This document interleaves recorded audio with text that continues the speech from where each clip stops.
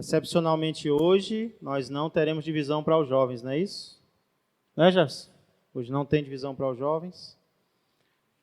Mas próximo domingo estaremos iniciando mais um trimestre, tanto para os jovens como para os adultos também, certo? Um assunto muito bom. Por falar em jovens, no último dia de um retiro de família, um jovem recebeu a oportunidade de ministrar a palavra de Deus.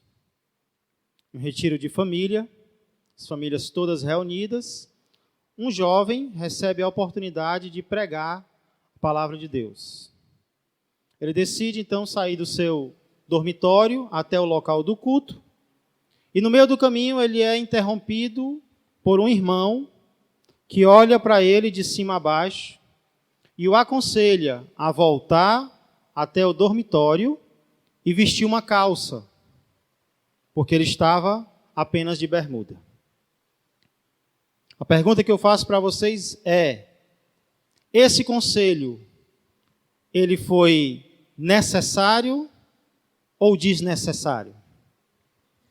Era preciso que ele vestisse uma calça para ministrar a palavra em um retiro ou não?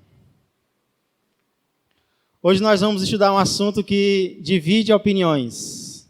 Vamos falar sobre roupas ou sobre vestuário. Para isso eu peço que você abra a Bíblia no livro de Êxodo, capítulo 28. Segundo livro da Bíblia, livro de Êxodo, capítulo 28.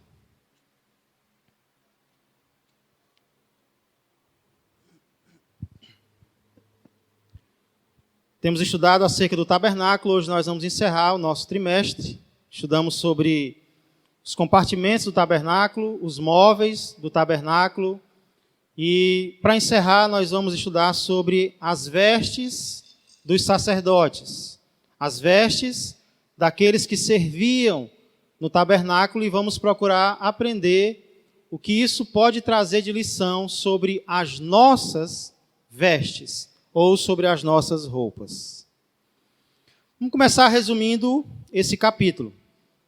Nesse capítulo, Deus aponta duas coisas. Primeiro, no versículo 1, ele aponta que família ele queria que servisse no tabernáculo. Vamos ler o verso 1.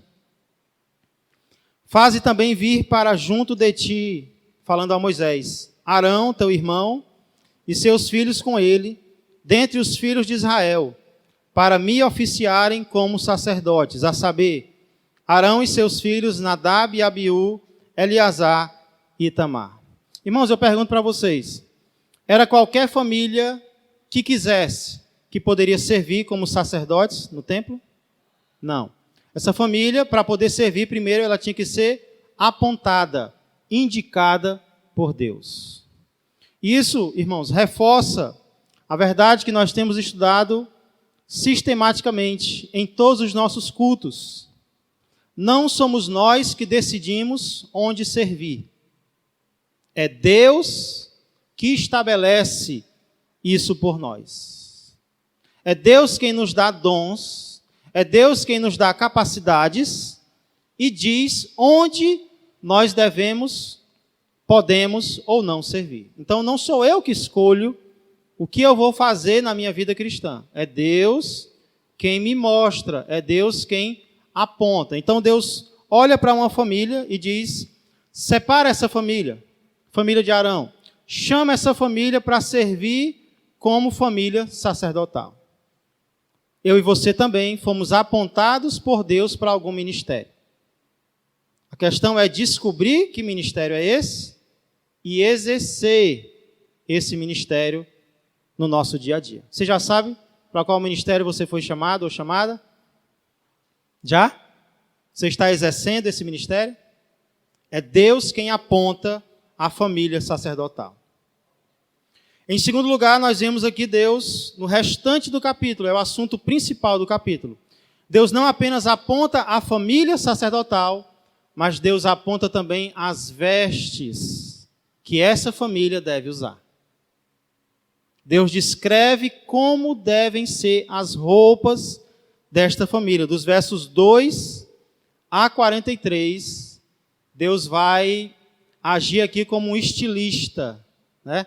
Deus vai ser um estilista de primeira, dando detalhes da roupa que ele queria que os seus servos usassem. Algumas características da descrição de Deus aqui. Primeiro, qual o propósito das vestes sacerdotais? Verso 2. Farás vestes sagradas para Arão, teu irmão, para glória e ornamento.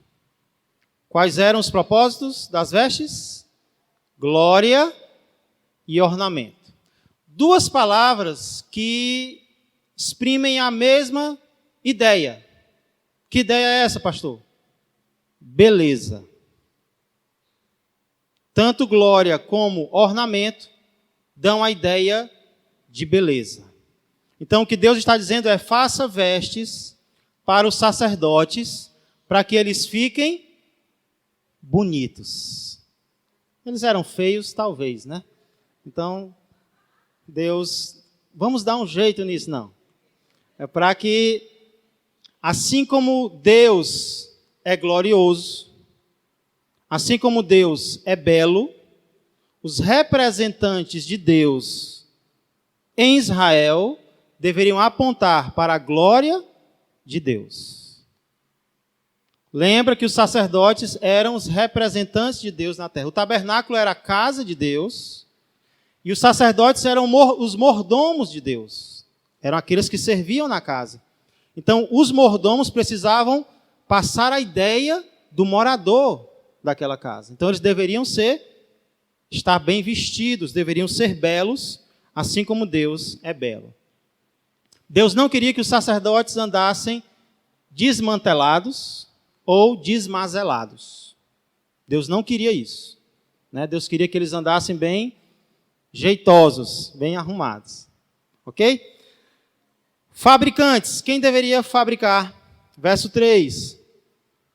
Falarás também a todos os homens hábeis, a quem enchi do espírito de sabedoria, que façam vestes para Arão, para consagrá-lo, para que me ministre o ofício sacerdotal. Então, irmãos, nós percebemos que não eram quaisquer pessoas que poderiam fabricar as vestes sacerdotais. Então, Deus aqui ele demonstra um cuidado até com quem ia fabricar aquelas roupas.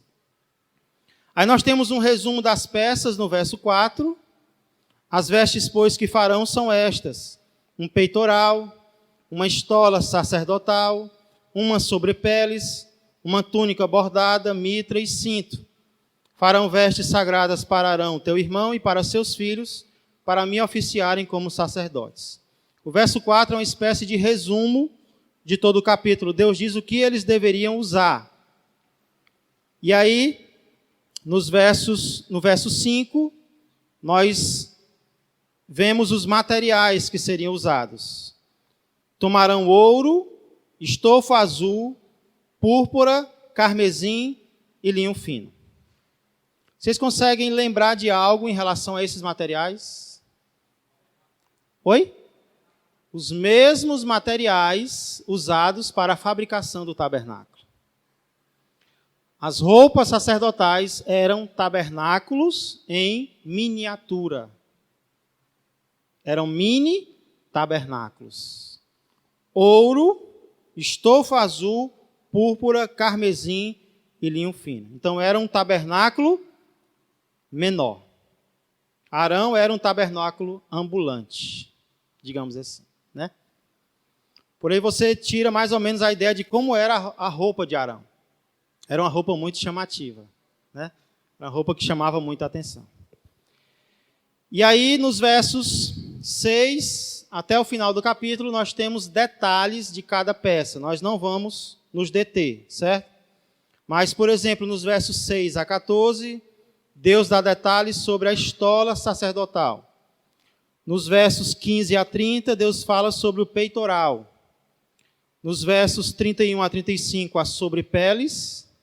Nos versos 36 a 38, a lâmina de ouro.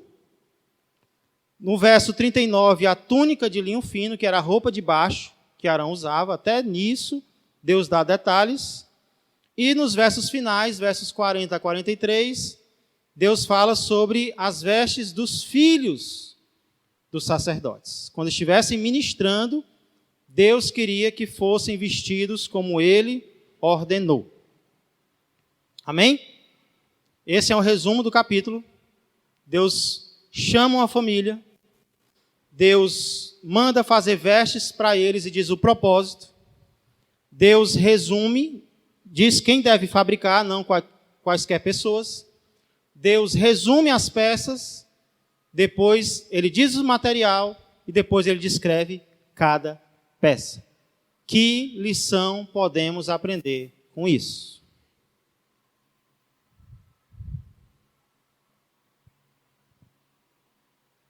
Que lição nós podemos aprender com isso? Será que a lição que nós podemos aprender aqui é que Deus não se importa com as nossas vestes? Ou é a lição contrária? Pelo contrário, né? Pelo contrário. Nós temos aqui um capítulo inteiro voltado para a questão das vestes. Então, irmãos, eu creio que a lição que nós podemos aprender aqui é uma lição simples, clara e direta. Deus se importa, sim, com as nossas roupas. Deus se importa, sim, com as nossas vestes. Ao contrário do que algumas pessoas pensam. Porque para algumas pessoas, Deus só se importa com o nosso coração. Deus só se importa com o nosso interior, né? O nosso exterior vai se acabar, né? Para que se preocupar com o exterior? O importante é que Deus vê o meu coração, né? Deus vê o meu interior. Deus sabe qual é a minha intenção. Irmão, se Deus só se preocupasse com o interior, para que especificar vestes sacerdotais, né? Para que especificar tabernáculo? Não importa onde a gente adora, né? É claro que a Bíblia ela não se importa apenas com o exterior. Eu tenho enfatizado isso vez após vez. O mais importante é o coração, porque não adianta nada eu fazer algo e o meu coração está longe de Deus, claro. Mas o meu exterior também importa.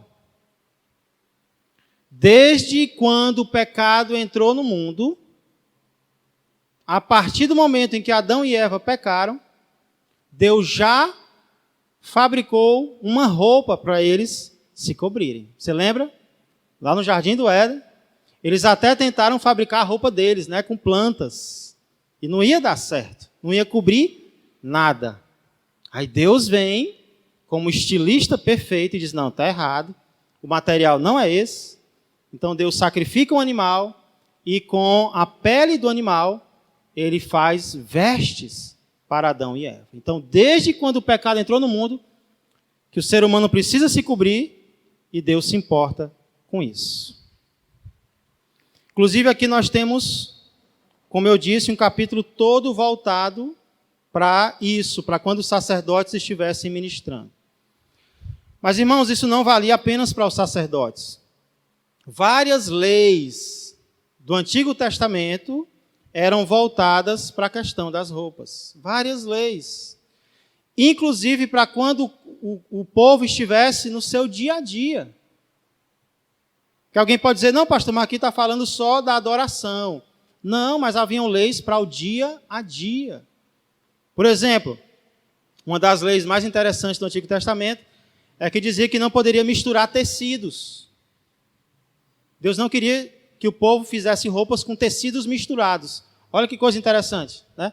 Até com isso Deus se importava. Os tecidos não poderiam ser misturados. Isso tinha uma lição, certo?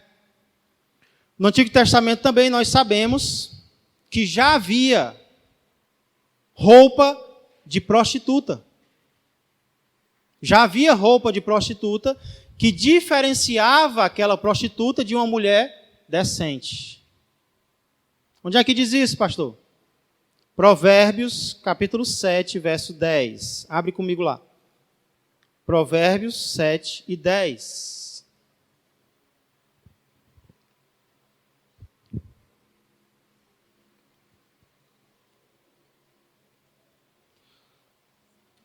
Provérbios tem capítulos que falam só sobre a sedução da mulher prostituta. O 7 é um deles. Será que essa é uma questão importante, hein? Provérbios 7:10, os versos 1 em diante vão falando como ela seduz. E aí quando chega no verso 10 diz: eis que a mulher lhe sai ao encontro com vestes de prostituta e astuta de coração. Irmãos, se a questão das vestes não tem importância nenhuma, por que o autor sagrado diz que ela saiu com vestes de prostituta? Quer dizer que prostituta tem uma forma característica de se vestir? Sim ou não? Sim. Lembrei de uma ocasião em que uma mulher muito mal vestida estava sentada em um banco de uma praça. De repente um homem se aproxima e pergunta: quanto é? E ela: você acha que eu sou o quê? E ele: o que você é eu sei, eu quero saber a quanto é. Ou seja, a roupa dela passava uma imagem, passava uma mensagem de que ela era alguma coisa. Talvez nem fosse, mas o exterior passava aquela mensagem. Então, no Antigo Testamento nós vemos isso de forma muito clara. Mas aí alguém vai dizer: ah, pastor, mas nós não estamos mais no Antigo Testamento. Não existem mais sacerdotes que nem Arão, né? Nós não estamos mais na época da lei, nós estamos na época da graça. Então hoje não existe mais isso. Irmãos, de certa forma, eu entendo esse raciocínio. Por quê? Porque algumas pessoas, de forma errônea, têm importado textos do Antigo Testamento e trazido diretamente para o Novo Testamento. É como você comprar um eletrodoméstico em um estado em que a voltagem é 110, e assim que você chega em casa, você usa no 220. Vai acontecer o quê? Vai queimar. Então eu preciso ter muito cuidado ao pegar um texto do Antigo e aplicar diretamente ao Novo sem entender o contexto. O que é que está acontecendo em algumas igrejas? Estão trazendo a Arca da Aliança para o altar. A Arca da Aliança é um móvel do Antigo Testamento. O que é que a Arca da Aliança representa hoje? A presença de Deus. Então, há necessidade de termos uma arca física aqui? Claro que não, a arca se perdeu. Se Deus quisesse que nós tivéssemos uma aqui, Ele teria dito isso no Novo Testamento, certo? Então, existem algumas igrejas pegando versículos do Antigo e trazendo diretamente para o Novo. Isso é perigoso, porque no Antigo proíbe de fazer algumas coisas com a barba, né? Aí eu tenho que entender qual era o propósito disso lá, para eu poder aplicar aqui. Está entendendo? Eu não estou dizendo de forma nenhuma que o Antigo Testamento passou, que ele não serve mais de lição para nós. Tanto é que aos domingos, os livros que nós mais estudamos nos cultos são do Antigo Testamento, né? Estamos expondo a Bíblia toda. Domingo, Antigo Testamento. Terça, Mateus. Quinta, Romanos. Porque nós cremos que toda a Bíblia é inspirada por Deus. Mas eu tenho que ter cuidado. Agora, isso não quer dizer que o Deus que se importava com as vestes no Antigo Testamento não se importa mais no Novo Testamento. Deus ainda se importa, sim ou não? Sim ou não? Sim. Como é que a gente sabe disso?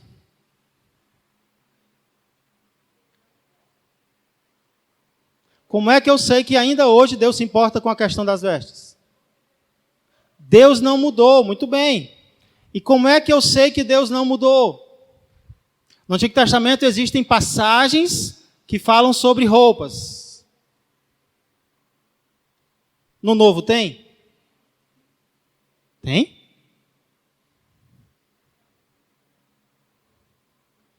A prova de que Deus ainda se importa com isso, irmãos, é o fato de no Novo Testamento Deus também falar sobre isso. E onde é que Deus fala sobre isso, pastor? Olha, por exemplo, 1 de Paulo a Timóteo, capítulo 2. 1 Timóteo 2.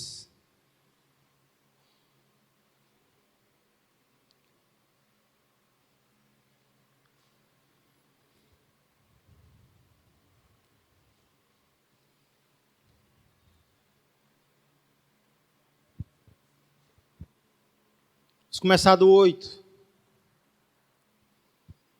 1 Timóteo, primeira no feminino, porque é epístola, carta.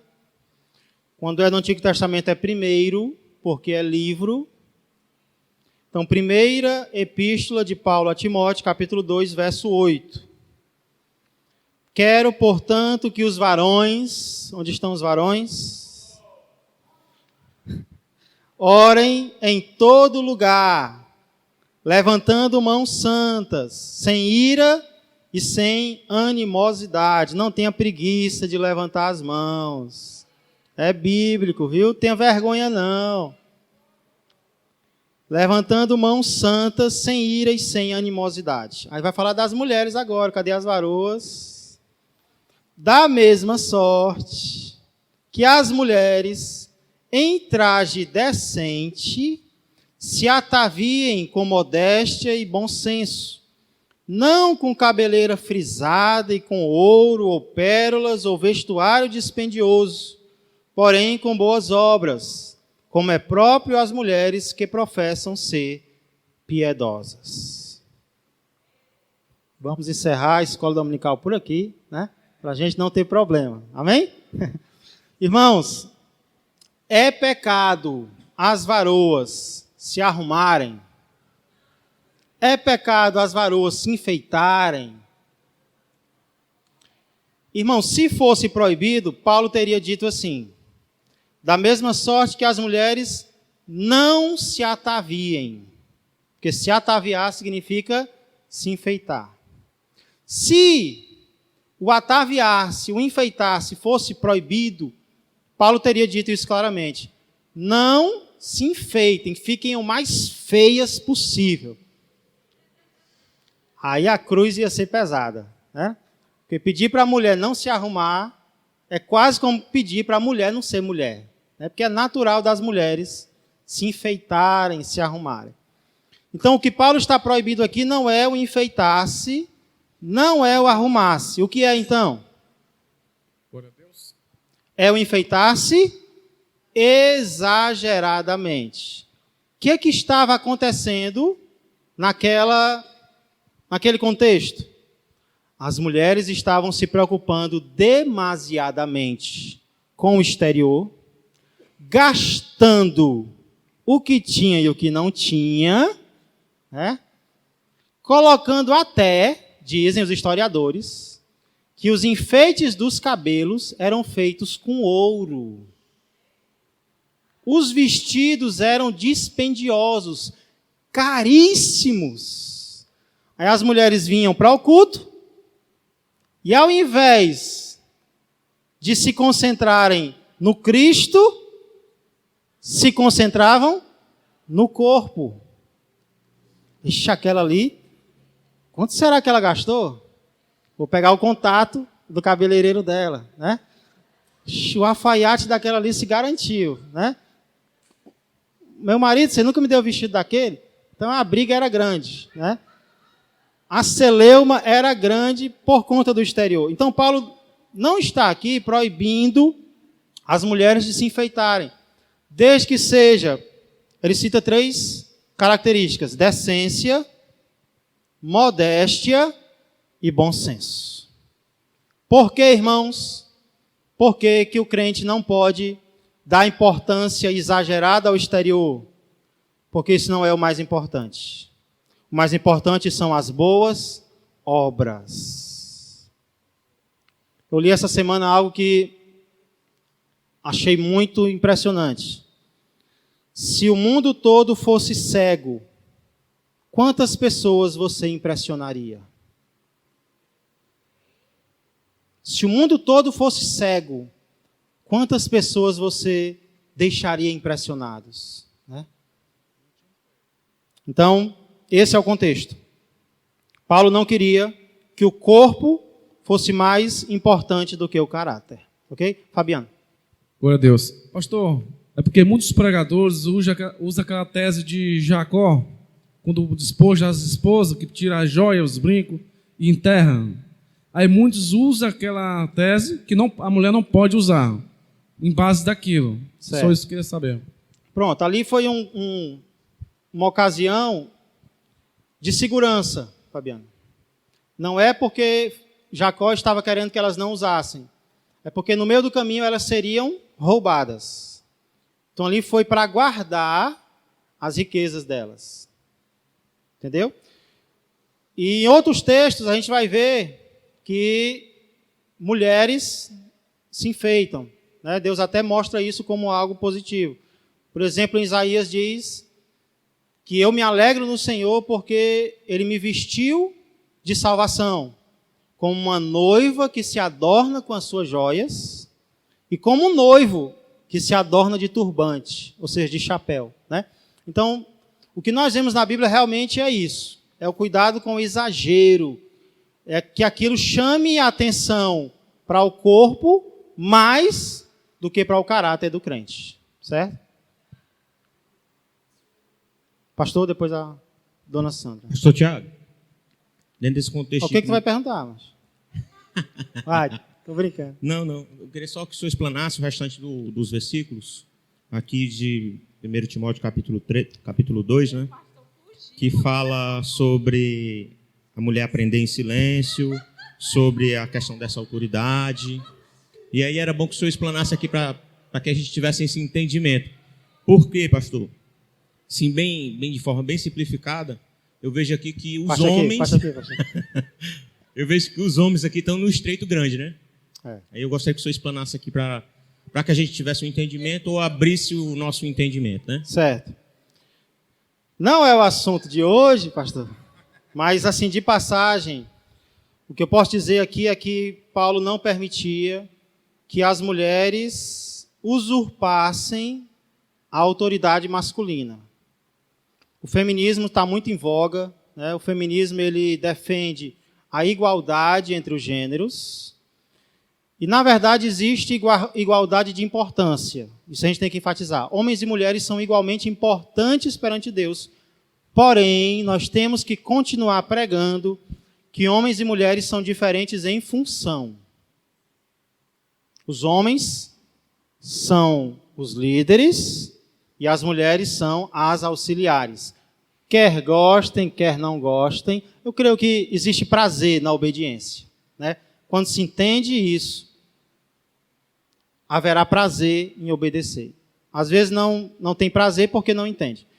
Então, o que Paulo está fazendo aqui, pastor, resumidamente, é não permitindo que a mulher ensine ou exerça a autoridade de homem. Ou seja, uma autoridade que vai usurpar a autoridade masculina. Isso quer dizer que a mulher não pode ensinar de forma nenhuma? Claro que não. O próprio Paulo foi ensinado por Priscila, né? E Timóteo foi ensinado pela sua avó e pela sua mãe. Então existe contexto da mulher ensinar. O que não pode, Moisés, né? O que não pode é essa autoridade ser maior do que a autoridade masculina. Ok? Então, resumidamente é isso. Você quer ver uma ligação entre um e outro? Ah, certo, entendi. Ah, agora eu entendi. Então,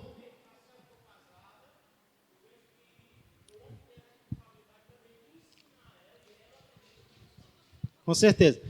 Você aguarda o microfone chegar para todo mundo ouvir, tá bom? Deu para ouvir? Deu para entender? Não. Pronto. Olhando para esse contexto, pastor, coloca o homem em que responsabilidade? Agora eu entendi. Porque a mulher, aqui o texto diz assim, e a mulher aprenda e aprenda em silêncio, em submissão. Certo. Poxa, então, se ela tem que aprender, alguém tem que ensinar. Então, se ela é casada, quem tem que ensinar? Ok, o YouTube.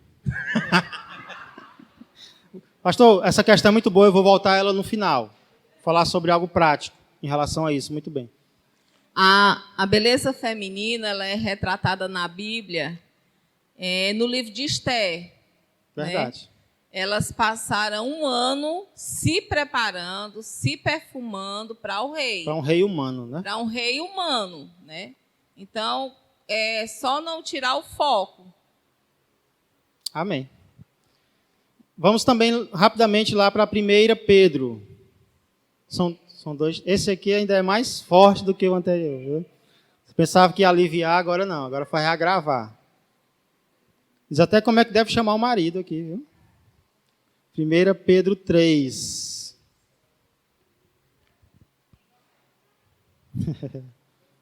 É o contexto, né? Não é de propósito, né? 1 Pedro 3, 1 a 6.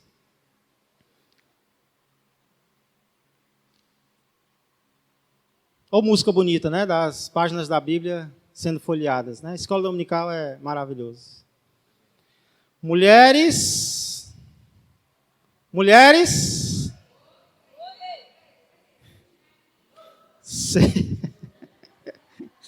sede vós igualmente submissas. Por que ele diz igualmente?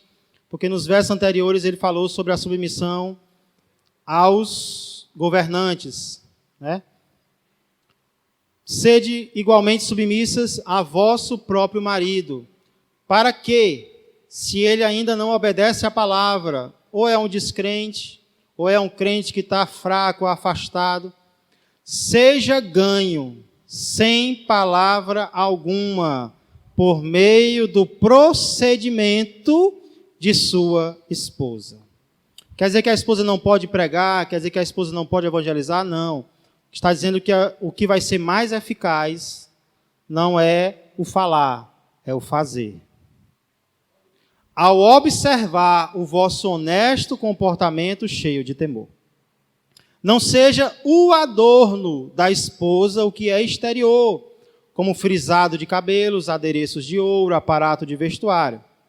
Seja, porém, o homem interior do coração, olha, frisando mais uma vez o interior, unido ao incorruptível trajo de um espírito manso e tranquilo. Agora avalia aí essa semana. Como é que foi o espírito? Manso, tranquilo. Não, meu amor, né? Não, meu maridinho. Que é de grande valor diante de Deus, né? O mundo, ele zomba disso. Mulher não pode ser assim. Mulher tem que se impor. Eu vi até esses dias uma zombando da outra. Mulher assim, é mulher que não faz Instagram porque o marido não deixa. Né? Zombando da outra, que não fazia o Instagram porque o marido não queria que ela fizesse. Né? É mulher assim, é mulher que... Zombando, brincando. Mas diante de Deus, o espírito manso e tranquilo é de grande valor. Pois, aí ele dá um exemplo. Foi assim também que a si mesmas se ataviaram outrora as santas mulheres que esperavam em Deus, estando submissas a seu próprio marido. Como fazia Sara, que obedeceu a Abraão, chamando-lhe forte, viu? Isso aqui é forte. Senhor. Só escuto amor, né? Filho. Mas Senhor está difícil, viu? Da qual vós vos tornastes filhas, praticando o bem e não temendo perturbação alguma. Irmãos, é um exemplo, né, do que Sara fez. E é claro que... Quem agora? Leônidas. Não, deixa eu parar por aqui, né? Leônidas. Pastor, uma dúvida. Ó, quando diz lá no versículo 3, né? Que diz assim, ó. Não, eu vou ler o 2. Considerando a vossa vida, que a minha Bíblia está no modelo antigo aqui. Considerando a vossa vida casta em temor. Aí versículo 3, ó. O enfeite delas não seja o exterior, no frisado dos cabelos, no uso de joias de ouro, na compostura dos vestidos. O meu entender aqui né, não é que ele esteja dizendo que o enfeite dela não seja o exterior. O que ele está querendo dizer aqui, no meu entendimento, não é que a mulher não se enfeite, não use joias e enfeites, né? Eu acho que o que ele está querendo dizer aqui, ele está querendo fazer uma comparação com o exterior dela, que não ser, o que ele está querendo dizer aqui é o seguinte: para a mulher não ser bonita apenas por fora, e sim por dentro também. Esse é o meu entendimento. E não é isso que eu estou falando, não? Eu não estou discordando com o pastor está dizendo, não. Sim, certo. É porque assim, eu não estou discordando, eu estou falando assim para ficar claro, porque pode ser que quem lê aqui ache que esteja querendo dizer que não é para usar joia. Tem gente que entende assim, Leandro, dessa forma contrária. Pois né, é. o que a gente está ensinando aqui. Pronto. Mas seria um absurdo, né? Comparando com 1 Timóteo. O que eu creio que Paulo está dizendo aqui é: não seja o foco da esposa o que é exterior, esquecendo o interior. Porque tem mulheres que realmente enfatizam muito o exterior. Aí você vai ver por dentro, não tem muita coisa, né? Pastor, eu acho que é bem parecido com a questão dos exercícios físicos, né? Exatamente. Tem gente que usa aquela passagem que diz que o exercício é para pouco proveitoso. Para não diz assim, fazer. então o crente não pode fazer exercício físico, porque tem que fazer exercício espiritual. Eu estou em pecado, né? Só que é uma coisa que ele diz assim, olha, isso tem mais importância do que essa outra coisa. Você Comparado. tem que fazer isso. Que Paulo Não é diz? que que o exercício físico é mais importante que o espiritual, Exatamente. mas que você pode fazer em detrimento do outro, né? Exatamente. Paulo ali fala de 2 exercícios, né? O físico e o espiritual. Ele diz que o exercício físico é de pouco proveito, porque é só para essa vida. Mas o espiritual não. Tem a esperança da vida que há por vir. Então eu tenho que priorizar mais o espiritual. Mas não quer dizer que eu não possa fazer físico, né? Voltando aqui para o homem, no começo o pastor falou, uma vez, há muitos anos atrás lá na empresa, eu me deparei com um grupo da Deus é Amor. Diz o nome. Pancada, não. viu? Diz o Deus é nome, Amor. Deus é Amor. Aí, eles eram, eu considero aquele povo meio fanático, sei lá, Deus me perdoe, tá falando. Eu com a barba maior do que essa, ele chegou para cima e disse: ó, irmão, desse jeito aí você é considerado como bode. Eu tá amarrado, em nome de Jesus. Bode por causa da Bode da por causa da barba. Aí eu disse assim, então, nessa condição, eu posso entender que Deus é imperfeito. Que é isso, irmão? Por que você está dizendo isso? Eu digo, por que quem foi que colocou isso aqui? Foi ele ou foi o homem? Se ele me deu, eu tenho que me tratar, com certeza. Mas se ele me deu, é perfeito. Se ele não quisesse, ele não ia fazer algo para me envergonhar diante dele. Deus não se contradiz nas coisas que ele faz, não, meu irmão. Se isso é de Deus, eu vou ficar com ele, que você gosta ou não. Eita, salve de palmas para Jesus. Ô, Gilson. Irmãos, o que fazer para a gente concluir de forma bem prática? Não é uma questão fácil. A questão do vestuário não é uma questão fácil. Principalmente para as irmãs. Mas, de forma prática, eu queria dar 2 sugestões. Primeiro, use a consciência. Irmãos, uma consciência sensível, ela vai avisar quando uma roupa é decente ou indecente. Eu tenho plena certeza disso. Tenho certeza que uma mulher não usa uma roupa indecente sem que a consciência dela avise: essa roupa não é boa. Essa roupa não é boa para essa ocasião, essa roupa não é boa para esse momento. Claro que em outro contexto, ela pode ser usada, né? Dentro de casa, por exemplo, pode ser usada. Mas a consciência ela vai falar. E é sempre bom seguirmos a consciência. Porque a consciência ferida traz consequências até para o nosso emocional.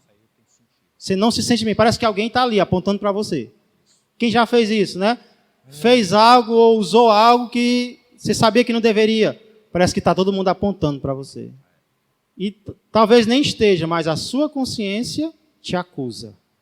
Um dos propósitos da consciência é acusar. E ela acusa mesmo, certo? Então, use a consciência. Pastor, de novo. É aí que está o problema, pastor. Porque, às vezes, o senhor falou que tem que ter o quê? Decência, bom senso e... Modéstia. Modéstia. às vezes o que é decente... Só interrompendo.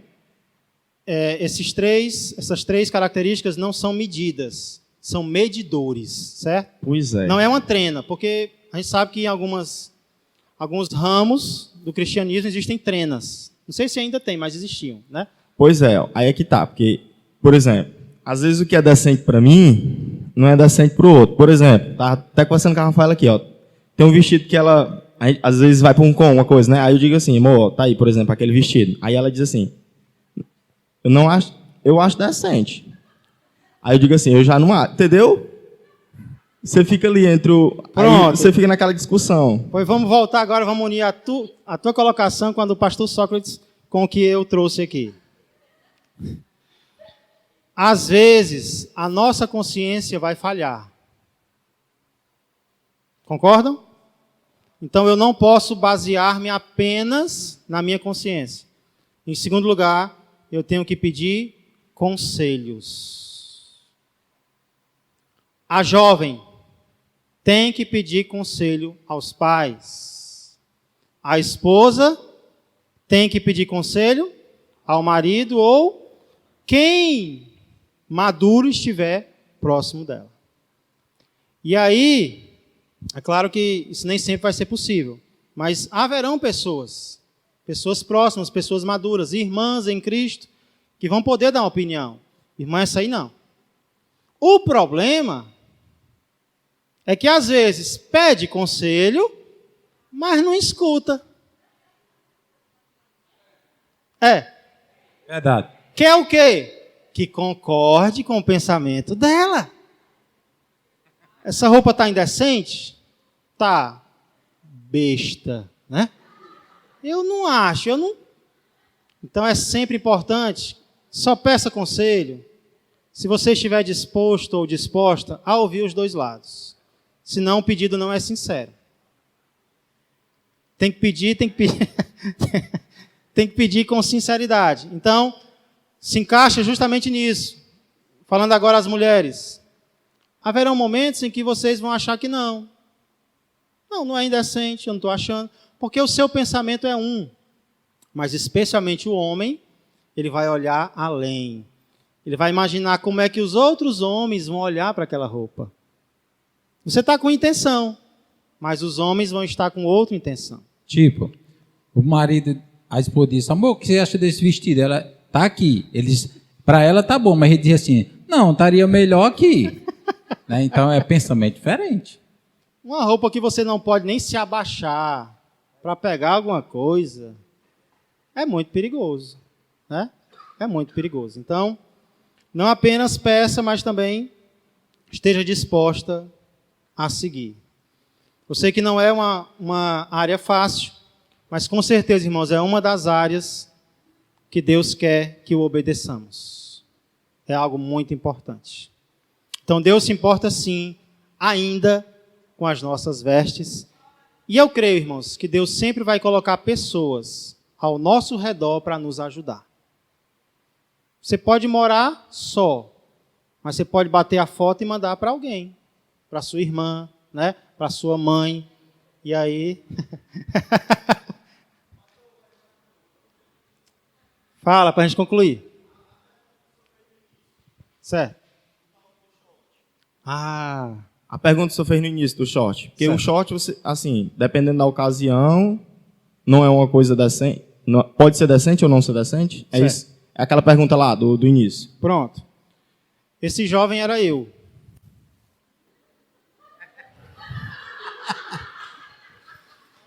Eu estava indo já para o local pregar de bermuda. No meio do caminho, um diácono me parou e disse, tu que vai pregar hoje?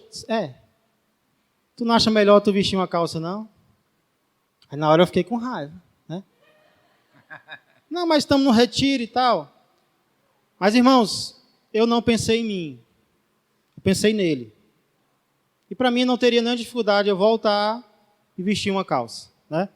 Então, ao invés de focar na minha vontade, eu foquei naquilo que poderia escandalizar não apenas ele, que era um diácono, imagine os outros. Né? Então eu voltei, vesti a calça e preguei de calça. Certo? A questão é a calça ou não? Não. Senão a gente teria que dormir de calça. A questão é o contexto no qual a gente está. Certo? Então, naquele contexto, qual é a forma apropriada de eu me vestir? Por exemplo, um casamento, a roupa é uma. Em um retiro de jovens, a roupa vai ser diferente. Então, a questão é aqueles que estão ao meu redor também. E eu não me importar tanto com a minha liberdade, ao ponto de vontade própria, ofender os outros. Porque se a gente não tiver cuidado, a gente ofende querendo mesmo. Estou nem aí, Deus me fez livre e tal. Não é por aí. Eu creio que o amor, ele pensa no próximo sim. Claro que Jesus não se preocupou tanto com os fariseus, que deixou de fazer certas coisas, porque fariseu é um hipócrita profissional, né? E às vezes vai ter hipócrita profissional, que vai reclamar de tudo. Aí com esses a gente nem se preocupa. Mas com o irmãozinho, a irmãzinha, sinceros de coração, a gente vai tratar com cuidado, com amor e carinho. Amém?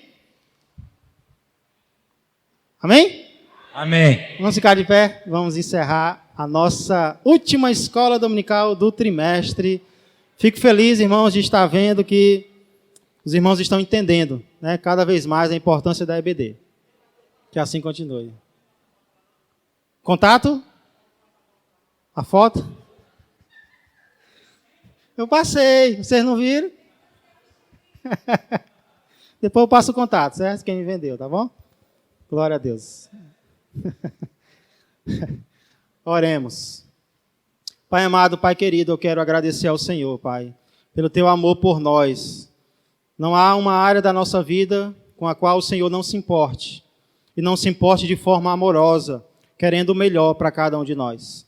Senhor, nessa manhã nós estudamos um pouco sobre vestuários, sobre roupas, e nós vemos, Pai, que a cada dia que passa, essa é uma área que se torna mais difícil para os teus servos e para as tuas servas.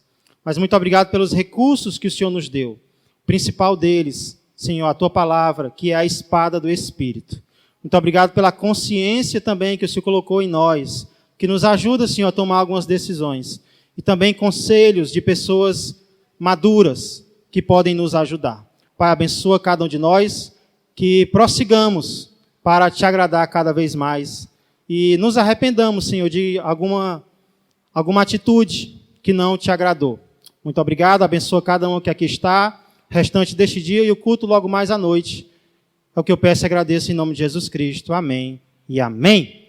Glória a Deus. Que a graça do Senhor Jesus, que o amor do Pai, que a comunhão do Espírito Santo permaneçam e cresçam mais e mais na vida e na família de todos vós. Um ótimo dia para todos. Ainda tem um pouquinho de café para quem quiser.